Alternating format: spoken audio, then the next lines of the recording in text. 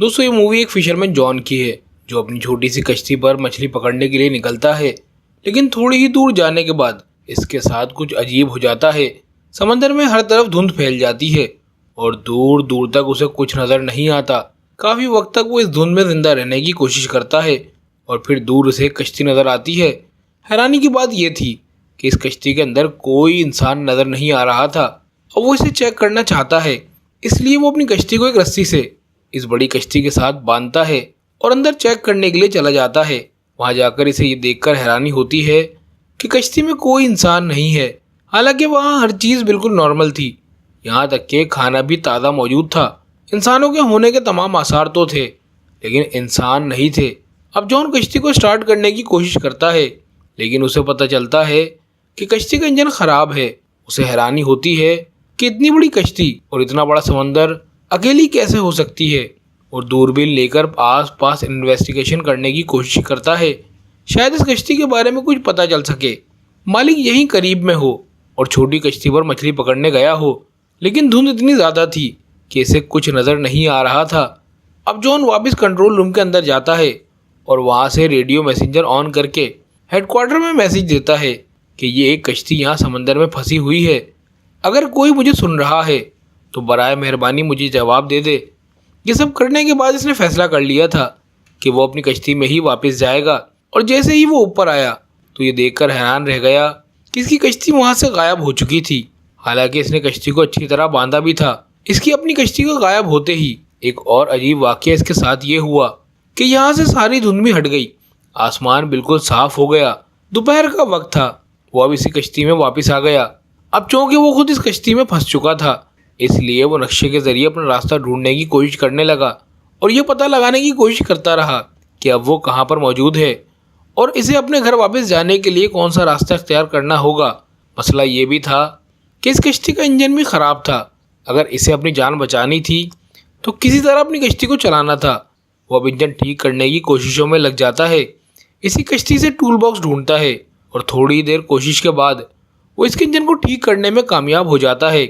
इसके लिए ये एक बहुत बड़ी कामयाबी थी। अब कश्ती काम कर रही थी।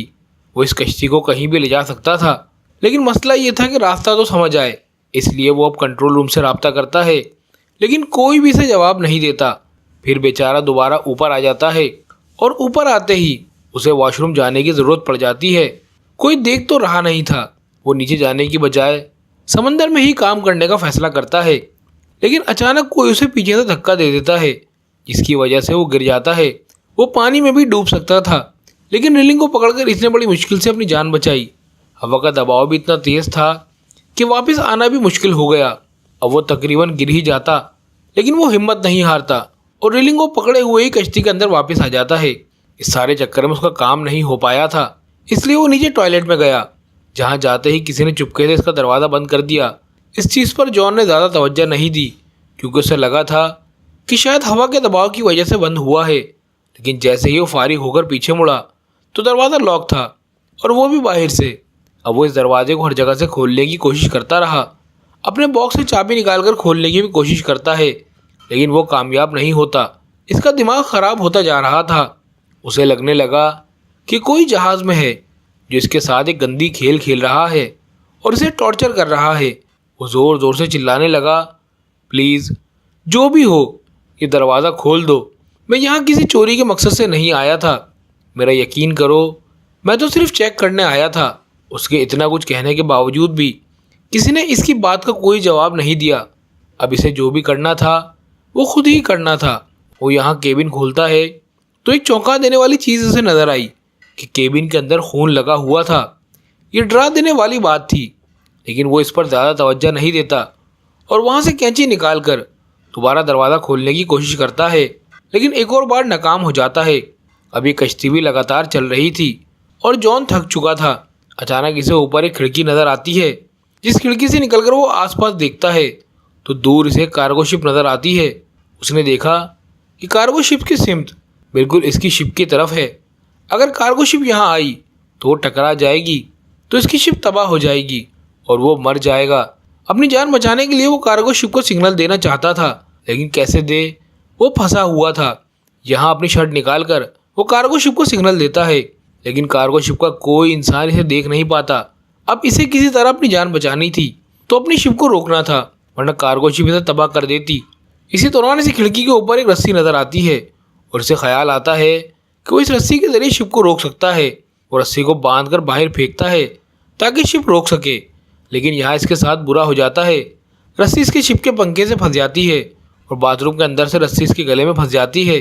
इसका गला दब रहा था, वो तकरीबन मरने ही वाला था, लेकिन बड़ी मुश्किल से एक टूल के जरिए अपनी गर्दन को रस्सी से आज़ाद करा लेता है। गर्दन पूरी तरह सुर्ख हो गई थी और वो मरने ही वाला था, लेकिन बच गया।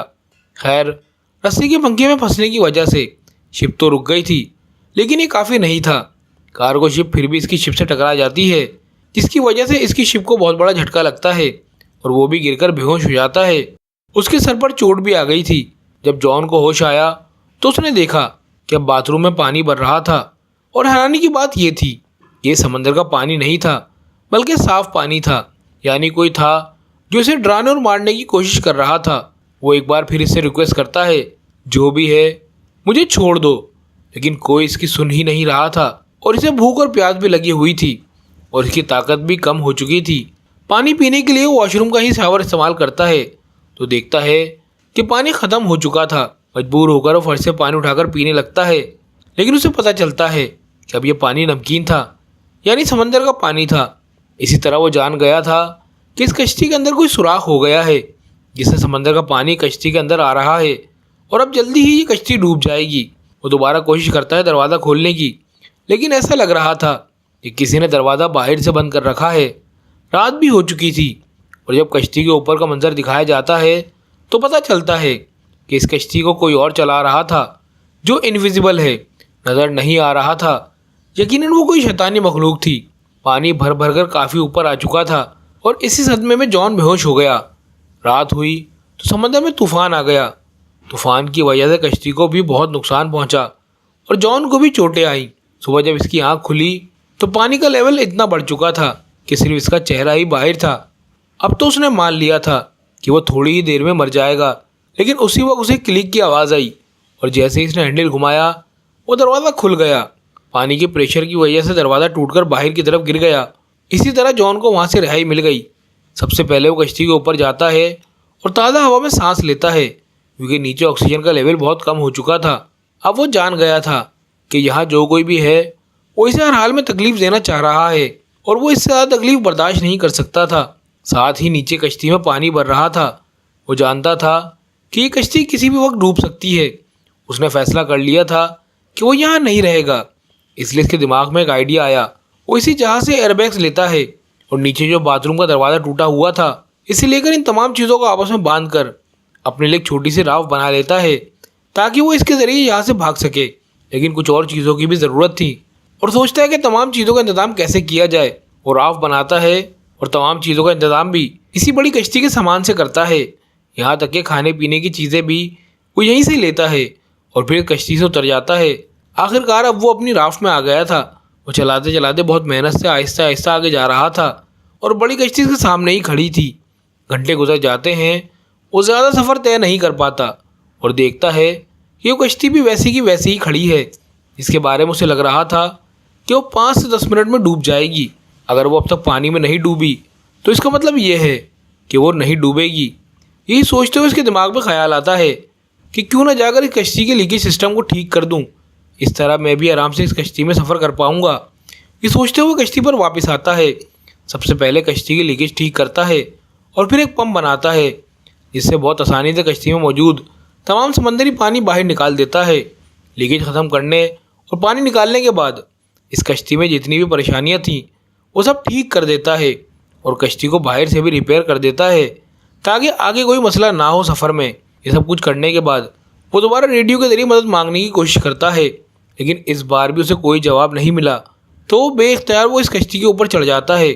इसके पास वो नक्शा था। वो दोबारा रास्ता तलाश करने की कोशिश करता है और इसी कश्ती को चलाने लगता है, लेकिन एक बार फिर ये कश्ती उसे धोखा दे देती है और चलती ही नहीं। कश्ती बिल्कुल स्टिल हो गई थी और पानी में रुक गई थी और ये बात इसे परेशानी में डाल देती है। अब वो बिल्कुल तंग आ चुका था। इतने में ही से दूर एक जहाज़ नज़र आता है और वो जल्दी से अपनी जान बचाने के लिए अपनी बनाई हुई छोटी सी राफ्ट के ज़रिए उस दूसरे जहाज तक जाने का फैसला करता है।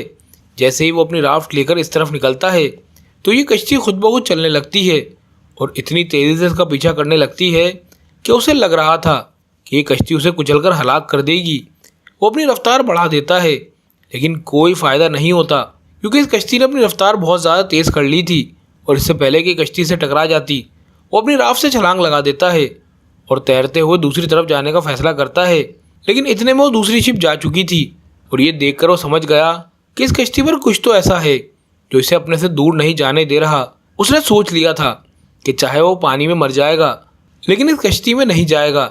शाम होने तक वो पानी में तैरता ही रहा, लेकिन अब पानी का दर्जे हरारत बहुत ज़्यादा गिर चुका था। पानी बहुत ठंडा हो चुका था और नीचे डॉल्फिन्स भी थी। अब सर्दी से बचने के लिए वो दोबारा कश्ती पर आ जाता है। इसकी तबीयत इतनी ज़्यादा ख़राब हो चुकी थी कि इसने कुछ नहीं सोचा और जाकर कंबल लेकर कमरे में सो गया। सुबह जब उठा तो उसने दोबारा यहाँ से निकलने का फैसला किया, लेकिन अब इसके कमरे का दरवाज़ा भी बंद हो चुका था। वो बिल्कुल परेशान हो गया कि इसके साथ ये सब क्या हो रहा था। वो समझ ही नहीं पा रहा था। इतने में से वहाँ एक छोटा सा केबिन नज़र आया, जिसे खोलने पर इसने देखा कि ऊपर से एक रास्ता है, एक रोशनदान है जो खोलकर वो यहाँ से बाहर जा सकता है। वो भी इस केबिन के अंदर चला गया, जो जगह बहुत छोटी थी। दरअसल वो एक स्टोरेज एरिया था। स्टोरेज एरिया के ज़रिए वो जितनी बार ऊपर चढ़ने की कोशिश करता नीचे गिर जाता। इस तरह से कई चोटें आ गई थी, लेकिन इसने हार नहीं मानी और दोबारा ऊपर चढ़कर इस रोशनदान को खोलने की कोशिश की, लेकिन वो बिल्कुल भी नहीं खुल पा रहा था। इसे ऐसा लग रहा था जैसे वो सील हो गया हो। इस जगह का ऑक्सीजन लेवल भी बहुत कम हो चुका था। केबिन का दरवाज़ा भी नहीं खुल रहा था जिससे वो कमरे में वापस जा सके। एक बार फिर इसने ये बात मान ली थी कि वो ऑक्सीजन की कमी की वजह से मर जाएगा। इससे पहले कि वो बेहोश हो जाता, दोबारा क्लिक की आवाज़ आई और केबिन खुल गया। केबिन खुलते ही वो फ़ौरन कश्ती से बाहर आया, जहाँ इसने देखा कि कश्ती एक छोटे से जजीरे की तरफ आ रही थी। ये देखकर इसे हिम्मत हुई और इसकी सांस में सांस आई कि चलो अब इस शैतानी कश्ती से जान तो छूटेगी। जैसे ही कश्ती जजीरे के किनारे पर पहुंची, जॉन फ़ौरन कश्ती से उतर गया। इसे लग रहा था कि इसी जजीरे पर कोई इंसान है जो इस कश्ती को कंट्रोल कर रहा था और जॉन को टॉर्चर कर रहा था। उसने करीब पड़ा हुआ एक डंडा उठा लिया इस आदमी को सबक सिखाने के लिए, लेकिन जैसे जैसे उसने जजीरे को एक्सप्लोर किया तो वो हैरान रह गया कि यहाँ जजीरे पर तो इंसान का नामो निशान नहीं था। एक बार फिर वो परेशान होकर वो इस जजीरे से बाहर निकला तो एक नए मंजर ने इसे परेशान कर दिया। वो कश्ती जो इसे यहाँ लेकर आई थी अब इसी के सामने दोबारा चल रही थी, जिसे वो अपना एक और शिकार ढूंढने जा रही हो। और ये देखते हुए जॉन को 100% यकीन हो गया कि इस कश्ती को और इस जजीरे का कंट्रोल शैतानी ताकतों के हाथ में है। इसे यहाँ से निकलना था। इसकी एक नई ज़िंदगी थी। कुछ छानबीन करते हुए वो इस जजीरे की सबसे ऊंची जगह पर चला जाता है तो इसके करीब दूसरा जजीरा भी नज़र आ रहा था, जिस पर क्या हो रहा था इसे नज़र नहीं आ रहा था। अब घूमते फिरते वो जजीरे के पिछले हिस्से में आ गया, जहाँ पहुंचकर वो हैरान रह गया, क्योंकि ये वही जगह थी जहाँ से जॉन ने फिल्म के शुरू में अपना सफ़र शुरू किया था। और यहाँ पर इसकी कश्ती भी पहले की तरह बंधी हुई थी और इस जगह पर अब पहले की तरह इंसान भी मौजूद थे। ऐसा लग रहा था जैसे कुछ हुआ ही ना हो। जॉन ने सब देखा। शायद ये इसका बुरा ख्वाब था, लेकिन वो सब कुछ जॉन के साथ हकीकत में हुआ था। इसकी कश्ती यहाँ तक कौन लेकर आया था और इस जजीरे की हकीकत क्या थी? जॉन के साथ जो कुछ हुआ था इसके पीछे किस चीज़ का हाथ था, ये फिल्म में नहीं बताया जाता है और फिल्म इन्हीं सवालों के साथ यहीं पर ख़त्म हो जाती है। इस मूवी में हमें एक औरत की कहानी को दिखाया गया है जिसे अपनी जवानी के दिन वापस चाहिए थे, मगर इसके लिए वो एक गलत कदम उठा लेती है, मगर फिर जो इसको भुगतना पड़ता है उसने कभी सोचा भी नहीं था। कहानी के शुरू होते ही दिखाया जाता है कि एक आदमी एक यॉग के अंदर ग्रीन कलर का लिक्विड इंजेक्ट कर रहा है, जिसके फ़ौरन बाद से वो एक यॉग 1 से 2 हो जाती हैं। सीन कट होता है और हमें दिखाया जाता है कि कुछ लोग एलिजाबेथ स्पार्कल नाम का एक स्टार बना रहे हैं। असल में एलिजाबेथ एक बहुत ही खूबसूरत मॉडल है और एक शो की मेज़बान भी। स्टार के बनने के कुछ अरसे तक लोग इस स्टार के पास आकर सेल्फियाँ लेते थे, लेकिन फिर आहिस्ता आहिस्ता लोगों का स्टार से ध्यान हटता चला गया और ये स्टार टूट गया। किसी ने उसे ठीक भी नहीं किया, जो ये साफ जाहिर कर रहा था कि लोगों के अंदर एलिजाबेथ स्पार्कल के अंदर से दिलचस्पी ख़त्म हो रही थी। हमें एलिजाबेथ स्पार्कल को दिखाया जाता है जिसकी आज 50वीं सालगिरह है, लेकिन अभी तक वो इसी शो को होस्ट करती है। अपने शो की शूटिंग के बाद जब एलिजाबेथ वॉशरूम में जाने लगी तो इसे पता चला कि लेडीज़ वॉशरूम किसी वजह से बंद था, इसलिए वो मेल वॉशरूम में चली गई, जहाँ पर शो का डायरेक्टर भी आ गया। वो फ़ोन पर किसी से बात कर रहा था कि अब एलिजाबेथ पहले जैसी नहीं रही। एलिजाबेथ की वजह से जहां पहले उन्हें रेटिंग बहुत हाई मिलती थी, अब उनकी टीआरपी गिरती जा रही है और मुझे अब एलिजाबेथ को रिप्लेस करना है। मुझे कोई नई जवान और खूबसूरत लड़की चाहिए अपने शो के लिए। ये सुनकर एलिजाबेथ बुरी तरह टूट गई। उसे अपनी जिस खूबसूरती पर घमंड था, आज वो ख़त्म हो गया था। वो गौर से अपने आप को शीशे में देखती रही, जहाँ बहुत सारी झुर्रियाँ आ गई थी। ढलती जवानी का उसे दुख तो था ही, लेकिन अब उसे एक दुख ये भी था कि उसे शो से निकाला जा रहा था। लेकिन वो ऐसे ही सब कुछ नहीं छोड़ सकती थी। पहले वो डायरेक्टर से मिलने के लिए जाती है, जहाँ डायरेक्टर बताता है, देखो एलिजाबेथ, मैं तुम्हारी कोई मदद नहीं कर सकता क्योंकि मेरा शो चलता है लोगों से और मैं लोगों को वो देना चाहता हूँ, यानी खूबसूरती, जो अब तुम में नहीं रही। डायरेक्टर की बातों ने एलिजाबेथ को बुरी तरह तोड़ दिया था। वो होटल से निकल तो गई, लेकिन ड्राइव करते हुए डायरेक्टर की बातें इसके कानों में गूंज रही थी। और बस इसी सब में इसका ड्राइविंग से ध्यान भी हट गया और सामने से आती हुई गाड़ी इसकी गाड़ी को बुरी तरीके से क्रैश कर जाती है। और हैरानकुन तौर पर पता चलता है कि एलिजाबेथ को इतने बड़े एक्सीडेंट में भी एक खराश भी नहीं आई थी। ये इसकी अच्छी किस्मत ही थी। खैर, इन्हीं बातों के दौरान डॉक्टर ने उसे अस्पताल से डिस्चार्ज तो कर दिया, लेकिन अब वो फूट फूट कर रोने लगी क्योंकि उसने रास्ते से बिलबोर्ड से उतरती हुई अपनी तस्वीर देख ली थी। देखने को मिलता है कि यहाँ पर एक नर्स इसकी रीढ़ की हड्डी को चेक करता है और इसे इसके कपड़े दे देता है। एलिजाबेथ अब जैसे ही अस्पताल से बाहर निकली तो दिखाया जाता है कि अस्पताल से बाहर निकलने के बाद उसे ये महसूस हुआ कि नर्स ने उसके कोट में कोई पैगाम छोड़ा है। पैगाम में लिखा था कि उसने मेरी ज़िंदगी बदल दी और इसी के साथ एक ड्राइव भी थी। इस पर लिखा था, दी सब्सटेंस एलिजाबेथ। घर पहुंचते ही वो ड्राइव को चलाती है, जिसमें दी सब्सटेंस नाम की फ्लूइड के बारे में मालूमात दी जा रही थी।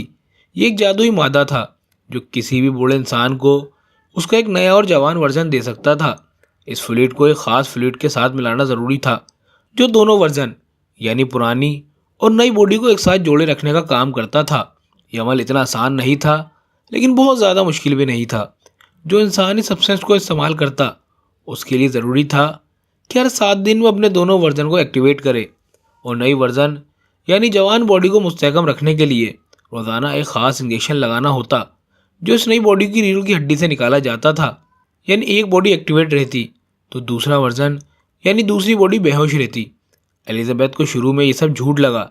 उसने इस फ्लैश ड्राइव को एक फ्रेक समझकर डस्टबिन में फेंक दिया, लेकिन रात को उसे शदीद ब्रेकडाउन महसूस हुआ।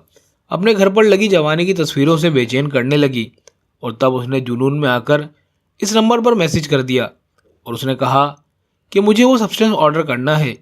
दूसरी तरफ जिस शख्स ने कॉल उठाई थी, उसने ज़्यादा बात नहीं की, बस एलिजाबेथ से उसका एड्रेस पूछा और फिर उसे ख़ास पता बताते हुए एक कॉल कार्ड दे दिया।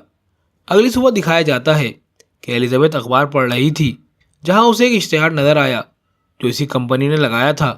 ये इश्तिहार एलिजाबेथ को रिप्लेस करने के लिए एक नई मॉडल के इंटरव्यू के बारे में था। ये देखकर वो और भी ज़्यादा उदास हो गई। इसी अखबार के साथ उसने एक स्याह लिफाफा भी उठाया। जब एलिजाबेथ ने इस लिफाफे को खोला तो उस पर एक नंबर लिखा हुआ था। अब एलिजाबेथ ने इस नंबर पर कॉल की और दिए गए खुफिया पते पर पहुंच गई। ये जगह काफ़ी अंदरूनी और खुफिया सी थी, एक लॉकर रूम जैसी। एलिजाबेथ को एक कार्ड नंबर दिया गया था, जिसके ज़रिए इसने इस जगह तक रसाई हासिल की और अपना लॉकर खोला, जहाँ पर एक बॉक्स था, जिसे लेकर वो अपने घर आ गई। घर आकर जब वो इस बॉक्स को खोलती है तो इसमें काफ़ी सारी चीज़ें थीं। इस बॉक्स में एक सीरम और एक इंजेक्शन था, जिसे सिर्फ एक बार इस्तेमाल करना था। इसके साथ एक स्टेबलाइज़र भी था, जिसे रोज़ाना यानी जवान बॉडी को मुस्तहकम रखने के लिए इस्तेमाल करना ज़रूरी था। ये पहले ही फ्लैश ड्राइव से मालूम हो चुका था कि इस स्टेबलाइज़र का फ्लूइड पुरानी बॉडी की रीढ़ की हड्डी से निकाला जाएगा। दोनों बॉडीज़ को तब्दील करने के लिए एक ख़ास किस्म की किट दी गई थी और साथ ही दोनों बॉडीज़ यानी जवान और बूढ़ी बॉडीज़ के लिए मखसूस खाना भी फराहम किया गया था। एलिजाबेथ इसके बाद वॉशरूम में गई और काफ़ी देर तक अपनी बॉडी को देखती रही, जैसे फैसला नहीं कर पा रही हो कि ये सब उसको करना चाहिए या नहीं। फिर कुछ सोचने के बाद उसने वो ग्रीन फ्लूइड यानी सब्सटेंस अपने अंदर इंजेक्ट कर लिया। इंजेक्शन लगाने की कुछ देर तक तो एलिजाबेथ को कुछ नहीं हुआ, लेकिन फिर अचानक शदीद दर्द शुरू हो गया, इतना कि उसकी आंखें पथरा गईं और इसकी आंखों में आयरस दुगना होते नजर आए और फिर इसकी कमर फटने लगी और फिर अगले ही लम्हे इसकी कमर के बीच में से एक नई और जवान लड़की बाहर निकल आई। ये एलिजाबेथ का नया वर्जन था, एक नई जवान बॉडी जो पिछली बॉडी के अंदर से निकली थी। एलिजाबेथ के इस नए वर्जन ने खुद को आईने में देखा और काफ़ी देर तक उसे यकीन ही नहीं आया कि जो इसने इस्तेमाल किया था वो वाकई काम कर गया था। वो इतनी खूबसूरत और जवान बन गई थी कि जैसे उसने कभी सोचा भी ना हो। काफ़ी देर तक अपनी खूबसूरती देखने के बाद अब वो एलिजाबेथ के पुराने वर्जन यानी पुरानी बॉडी की कमर पर टाँके लगाती है जहाँ से वो बाहर निकली थी। इसके बाद वो अपनी पुरानी बॉडी को ज़िंदा रखने के लिए एक फूड बैग इसके साथ अटैच कर देती है जो कंपनी ने ही इसे दिया था। आज पूरी रात इसने अपनी खूबसूरती का लुत्फ उठाया। सुबह जब वो उठी तो इसकी नाक से खून आ रहा था।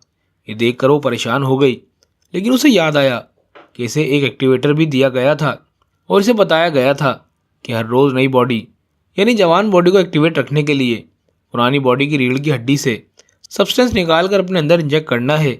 इसलिए अब वो पुरानी बॉडी की रीढ़ की हड्डी से सब्सटेंस निकालना शुरू कर देती है और ये इंजेक्शन लगाने के बाद बिल्कुल नॉर्मल हो चुकी थी। इस नए वर्जन की खूबसूरती पहले से कहीं ज़्यादा थी, इसलिए वो तैयार होती है और इसी शो के ऑडिशन के लिए जाती है जहाँ से उसे निकाल दिया गया था। वहाँ एलिजाबेथ की खूबसूरती देखकर सब लोग हैरान रह गए और डायरेक्टर ने भी फ़ौरन एलिजाबेथ को सिलेक्ट कर लिया। एलिजाबेथ ने वहाँ अपना नाम सू बताया था। इंटरव्यू में सिलेक्ट होने के बाद सू को याद आता है कि उसे हर हफ्ते अपनी बॉडी चेंज भी करनी है। इसके लिए वो बहाना बनाती है कि मेरी माँ बीमार है और मुझे हर हफ्ते अपने गांव जाना पड़ता है अपनी माँ का ख्याल रखने के लिए। डायरेक्टर बिना कुछ सोचे समझे उसकी हफ्ते में छुट्टियाँ लेने वाली शर्त भी मान गया था और सू को ये जॉब मिल गई थी। वो इस शो को बहुत इंजॉय कर रही थी जो इस नई बॉडी की खूबसूरती से उसे मिली थी। उसने शो करके बहुत जल्दी बहुत से फॉलोअर्स बना लिए थे और देखते ही देखते इसके बिलबोर्ड इशारात पूरे शहर में चलने लगे थे। अब पूरे 6 दिन गुजर गए थे एलिजाबेथ को इस नई बॉडी में आए हुए और आज 7वां दिन था यानी बॉडी शिफ्ट करने का दिन। अब पूरे एक हफ्ते के लिए एलिजाबेथ का पुराना वर्जन यानी पुरानी बॉडी एक्टिवेट रहेगी। बॉडी शिफ्ट करने के बाद एलिजाबेथ अपनी नई बॉडी के साथ फूड अटैच करती है और फिर अपने दफ्तर यानी अपनी शो पर जाती है। वहाँ डायरेक्टर उसे पैसों के बदले एक गिफ्ट देकर और इसकी काफ़ी सारी बुराइयाँ करके उसे दफ्तर से निकाल देता है, जिसकी वजह से घर आकर उसे काफ़ी बुरा लग रहा था। खैर अब अगला दिन आ जाता है। एलिजाबेथ को अखबार पढ़ते हुए एक लिफाफा मिला उसी कंपनी का जहाँ से उसने वो सब्सटेंस लिया था। इस लिफाफे के अंदर एक मैसेज था कि इसकी नई रिप्लेसमेंट किट आ चुकी है। एलिजाबेथ अब अपना कोट और शर्ट पहनकर वो किट ले आती है। अब 7 दिन पूरे हो जाते हैं और एलिजाबेथ सू में बदल जाती है यानी वो अपनी नई बॉडी को एक्टिवेट कर लेती है। अब इस नई बॉडी ने तो दुनिया के सारे मज़े लेने थे। ऐसे में वो कभी घर पे होती और कभी ना होती। इसकी सच्चाई खुल भी सकती थी। इसलिए उसने फैसला किया कि वो अपने घर की दीवार को तोड़कर एलिजाबेथ की पुरानी बॉडी को वहाँ छुपा कर रखेगी। इस खटर पटर से इतना शोर हो रहा था कि उसके नेबर्स भी परेशान होने लगे और जब एक नेबर ने आकर उससे कंप्लेन करने लगा तो सू की खूबसूरती को देखकर वो कंप्लेन भी नहीं कर पाया। उल्टा उसने बोला, अगर कोई मदद चाहिए हो तो मुझे बुला लेना, मैं पास में ही रहता हूँ। लेकिन सू तो सीक्रेट काम कर रही थी, किसी की मदद उससे चाहिए ही नहीं थी। इसलिए बड़े नखरे वाले अंदाज में उसने अपने नेबर के मुंह पर ही दरवाज़ा बंद कर लिया था और फिर वो अंदर आ गई और कई घंटे लगाकर उसने अपना काम पूरा कर लिया। यानी उसने अपने घर के अंदर ही एक खुफिया कमरा बना लिया जिसके अंदर उसने एलिजाबेथ की पुरानी बॉडी छुपा दी। अब क्योंकि एलिजाबेथ की जगह सू ने ले ली थी और सू मशहूर होने वाली थी, इसलिए उसने एलिजाबेथ की सारी जवानी की फ़ोटोज़ भी उसी के साथ छुपा दी। एलिजाबेथ को अपनी इस नई बॉडी में इतना मज़ा आ रहा था कि इसमें वो सब ही भूल गई कि आज शिफ्टिंग का दिन था। यानी एलिजाबेथ वाली बॉडी का खाना ख़त्म हो रहा था और आज उसे अपनी बॉडी शिफ्ट करनी थी। सू अपने एक दोस्त को भी घर ले आती है। जब घर आकर अपने काम में बिजी थी तो एकदम से उसकी नाक से खून बहता है और इसकी बॉडी में सनसनाहट शुरू हो गई। वो समझ गई कि अब इसकी बॉडी शिफ्ट करने का वक्त आ गया है, लेकिन बॉडी शिफ्ट करने के बजाय उसके दिल में लालच आ गया। उसने कुछ और ज़्यादा दिन इस नई बॉडी में रहने का फ़ैसला किया और एलिजाबेथ की बॉडी से सब्सटेंस निकाल कर अपनी बॉडी में इंजेक्ट कर लिया, जिससे वो तो ठीक हो गई, लेकिन एलिजाबेथ की बॉडी के साथ क्या होगा ये उसे आगे पता चलेगा। 7 दिन और सू ने ऐसे ही गुजारे और फिर बॉडी शिफ्ट की। जब वो एलिजाबेथ वाली बॉडी में आई तो उसने देखा कि उसकी एक उंगली गल चुकी थी और ये सरासर उसकी लापरवाही की वजह से हुआ था। यानी उसने वक्त पर अपनी बॉडी स्विच नहीं की थी। एलिजाबेथ अब टेंशन में कॉल करती है और उनसे पूछती है कि मैंने अपना एक साइकिल मिस कर दिया है, मैंने अपनी बॉडी स्विच नहीं की और जिसकी वजह से मेरी एक उंगली ख़राब हो गई है, इसे ठीक करने का कोई सोल्यूशन है? तब कंपनी ने जवाब दिया, इसका कोई हल नहीं है, जो हो गया सो हो गया। और ये सुनकर वो बहुत ज़्यादा डर गई। कंपनी ने उसे बताया कि तुम दो नहीं हो, तुम हो एक ही बॉडी से निकली है। तुम्हारी दूसरी बॉडी भी तुम्हारी पहली बॉडी से निकली है, इसलिए तुम्हें ध्यान रखना होगा। खैर एलिजाबेथ अपनी रिफिल्स लेने के लिए आई। रिफिल्स लेने के बाद वो एक रेस्टोरेंट में गई, जहाँ पर उसे एक बूढ़ा आदमी नजर आया जो उससे अजीबोगरीब बातें करने लगा। एलिजाबेथ ने नोट किया कि इसके हाथ में बिल्कुल वैसा ही निशान है जैसा अस्पताल में नर्स के हाथ में था और उसने देखा था, यानी ये नर्स को पुराना बूढ़ा वर्जन था। ये बूढ़ा आदमी उससे पूछता है, क्या तुम्हारी नई बॉडी ने तुम्हें खाना शुरू किया है? ये सुनकर वो घबरा गई और वो वहाँ से उठकर भाग निकली। एलिजाबेथ अब अपने घर आ जाती है और वो इस पुराने वर्जन में भी खुश रहना चाहती है, इसलिए इसने अपने एक दोस्त को कॉल की। वो बहुत ही प्यारा तैयार हुई, उसने बहुत प्यारे कपड़े पहने और बिल्कुल सूट जैसा मेकअप किया। तैयार होकर वो बाहर निकलने वाली ही थी कि उसे बाहर लगे हुए सूखे के पोस्टर्स नजर आ गए, जो देखते ही इसका सारा कॉन्फिडेंस लो हो गया और इसने अपने मेकअप, अपना बाल सब कुछ उलझा लिया। अब वो पागल होने लगी थी। अपने डिप्रेशन के चलते वो बहुत ज़्यादा खाना खाती है और फिर सो जाती है। दिन का शो हमें दिखाया जाता है कि अब एलिजाबेथ ने बॉडी स्विच कर ली थी और ये वक्त था उसके शो का। एलिजाबेथ अब डांस कर रही थी, यानी अपने शो की शूटिंग कर रही थी। तभी अचानक उसकी लोअर बॉडी पर हम्प आ जाता है, जिसे देखती है वो कंफ्यूज होकर शूटिंग छोड़कर वॉशरूम में चली जाती है। इसने इस हम्प्स को स्क्रॉल करते हुए अपने बेली बटन से जब बाहर निकाला तो उसे पता चला ये एक चिकन था जो रात में एलिजाबेथ ने खाया था। ये देखते ही वो बहुत ज़्यादा डर गई और उसकी आंख खुल गई। पता चला ये सब एलिजाबेथ का ख्वाब था। सुबह होने पर अब सच में उसने अपनी बॉडी स्विच की और अपने शो के लिए चली गई। लेकिन वहाँ जाते ही वो ये देखकर घबरा गई कि शो के लोग शूटिंग का सामान पैक कर रहे थे और उन्होंने उसे बताया कि अब से ये शो नहीं चलेगा। घबरा कर वो डायरेक्टर के पास गई तो डायरेक्टर ने उसकी परेशानी खुशी में बदल दी, ये कहते हुए कि अब वो ये आम सा शो नहीं करेगी बल्कि वो तो न्यू ईयर होस्ट करेगी।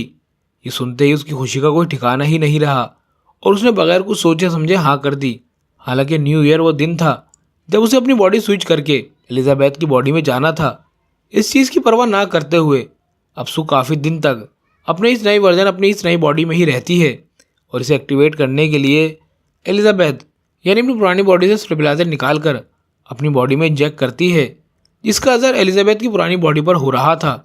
अब काफ़ी दिन बाद जब सून अपने आप को स्विच किया तो देखा कि एलिजाबेथ बिल्कुल बूढ़ी हो चुकी थी। इसके सीरम ज़्यादा निकालने की वजह से अब तो एलिजाबेथ अपनी हालत देखकर एलिजाबेथ को सू से नफरत होने लगी थी। वो अपने घर में लगी सारी सू की फ़ोटोज़ को मारने लगती है, यहाँ तक कि वो अपने घर के इस मिरर को भी कवर कर देती है जहाँ सामने से सू के बिलबोर्ड नज़र आते थे। एलिजाबेथ बहुत परेशान थी। वो अब कंपनी में कॉल करती है और उनसे पूछती है कि क्या इन सबका कोई सॉल्यूशन है, कि क्या मुझे वही बॉडी वापस नहीं मिल सकती जिस बॉडी के अंदर से मैंने नए वर्जन को यानी सू को निकाला था। कंपनी के आदमी ने बताया कि मैंने आपको पहले भी बताया था, जो हो गया सो हो गया, अब कुछ चेंज नहीं हो सकता। हाँ, लेकिन ये आपके हाथ में है कि अगर आप सब कुछ रोकना चाहें तो यहाँ पर रोक सकती हैं और आप अपना ओल्ड वर्जन यानी आपकी एलिजाबेथ वाली बॉडी जिस कंडीशन में है उसके साथ आप अपनी पूरी ज़िंदगी गुजार सकती हैं। लेकिन ये एलिजाबेथ को मंजूर नहीं था। अब खैर एलिजाबेथ को शौक की कॉल आई और उसने फ़ौरन दोबारा से अपनी बॉडी स्विच कर ली। बॉडी स्विच करते ही उसने एलिजाबेथ यानी ओल्ड बॉडी के अंदर से एक साथ 3 महीने का सब्सटेंस निकाल कर अपनी बॉडी के अंदर इंजेक्ट कर लिया और 3 महीने तक एलिजाबेथ ने सू की बॉडी को बहुत इंजॉय किया। और फिर न्यू ईयर के ठीक एक रात पहले इसका फ्लूइड ख़त्म हो गया और आज भी वो एक लड़की को अपने घर लाई हुई थी और तभी उसे फील हुआ कि उसकी बॉडी के ऑर्गन्स फटने लगे हैं। और ये फील होते ही वो फ़ौरन एलिजाबेथ की ओल्ड बॉडी से सीरम निकालने जाती है, लेकिन आज सीरम निकला ही नहीं।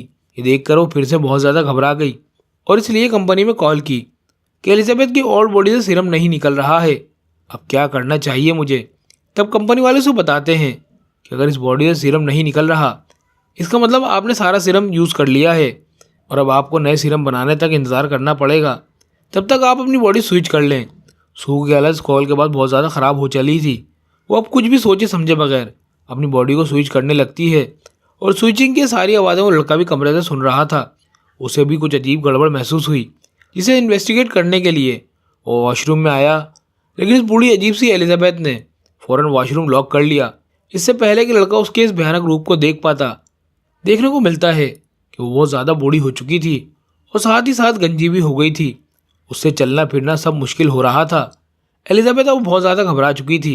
वो कंपनी में कॉल करती है और कहती है कि मैं सब कुछ यहाँ रोकना चाहती हूँ। कंपनी वाले भी इसकी बात मान लेते हैं और इसे ट्रांसमिशन फ्लूइड ले जाने को बोलते हैं। एलिजाबेथ की ये बॉडी बहुत ही भयानक दिख रही थी। वो अपनी कोशिश के साथ जितना कर सकती थी इस बॉडी को कपड़ों में छुपा लेती है और फिर अपना टर्मिनेशन सब्सटेंस लेने के लिए पहुंचती है।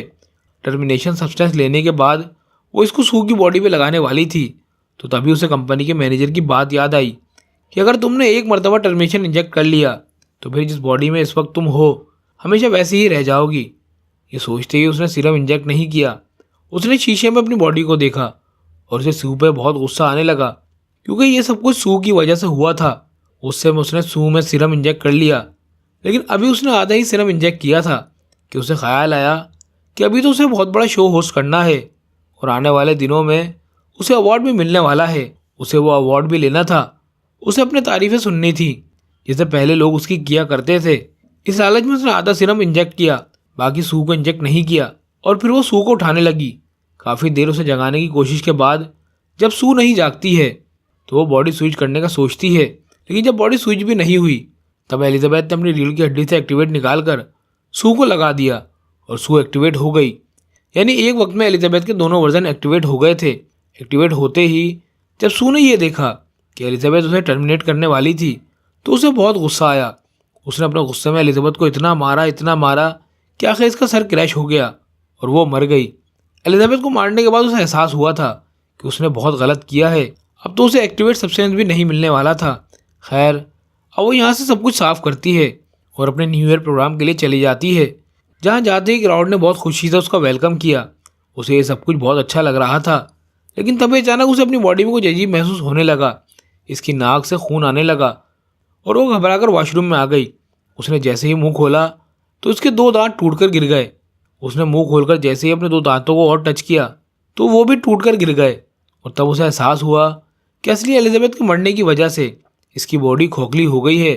अब उसे अगर किसी भी तरह जिंदा रहना था तो उसे एक्टिवेट सीरम लगाना था, जिसके लिए वो अपने घर की तरफ बढ़ जाती है। लेकिन जब वो लिफ्ट में थी तभी उसका एक नेल और एक कान कटकर गिर गया। वो बुरी तरह घबरा गई, लेकिन तभी लिफ्ट में कोई और इंसान भी आ गया और उसके यहाँ खड़े रहने तक वो अपने आप को बिल्कुल भी घबराया हुआ नहीं दिखाना चाहती थी। उसने बिल्कुल ऐसे एक्टिंग की जैसे कुछ भी ना हुआ हो और फिर जल्दी से अपने घर आ गई। अब सू जैसे ही जाकर एक्टिवेट सीरम लगाती है तो कुछ नहीं होता। तब उसे याद आता है कि इसके पास तो सब्सटेंस भी रखा हुआ है जो इसे बस एक ही बार इस्तेमाल करना था। वो कुछ भी सोचे समझे बगैर उसने ये सब्सटेंस अपने अंदर इंजेक्ट कर लिया और ये करते हुए सू को बहुत ज़्यादा दर्द हुआ। पहले की तरह इसकी बॉडी कमर से फटी और इसके अंदर से एक सू और एक एलिजाबेथ का मिला जुला अजीब सा वर्जन बाहर निकल आया, जो दिखने में किसी भी भयानक खौफनाक मॉन्स्टर जैसा था। सू एक हाइब्रिड बन चुकी थी। इसकी दिमागी हालत इतनी ख़राब हो गई कि उसने ये एहसास भी नहीं किया कि वो दुनिया के सामने जा भी सकती है या नहीं। उसने अपने इस हाइब्रिड चेहरे के ऊपर ही सू की तस्वीर लगा दी और अपने शो पर चली गई। जैसे ही वो स्टेज पर माइक के पास पहुंचती है वहां जाकर इसके मुंह से फ़ोटो गिर जाती है और सबको इसका भयानक हाइब्रिड चेहरा दिखाई देता है जो दिखने में बहुत ही क्रीपी लग रहा था। सभी लोग उसे डरकर दूर भागने लगे एलिजाबेथ को देखकर घबराते हुए। अब एक आदमी बैट से एलिजाबेथ के मुंह पे वार करता है, जिससे इसका मुंह कट के इधर उधर गिर जाता है और उसकी बॉडी से खून निकलकर पूरे स्टूडियोज में फैल जाता है। सभी लोग घबराकर वहां से चले गए और एलिजाबेथ की बॉडी अजीबोगरीब टुकड़ों में डिवाइड होते हुए किसी कीड़े की तरह रेंगते हुए वहां से बाहर निकल आई, जहां नीचे बिल्कुल एलिजाबेथ स्पार्कल का स्टार बना हुआ था। इसकी पूरी बॉडी खत्म हो चुकी थी और बस अब एलिजाबेथ का चेहरा ही अजीब हालत में इस तारे के ऊपर लेटा हुआ था, जो आसमान की तरफ देखते हुए मुस्कुरा रहा था। और एकदम से वो भी फट गया। यहाँ पे बस खून रह गया, जिस खून को अगली सुबह यहाँ पे काम करने वाले आदमियों ने साफ कर दिया और बस यही दिखाते हुए ये कहानी खत्म हो गई।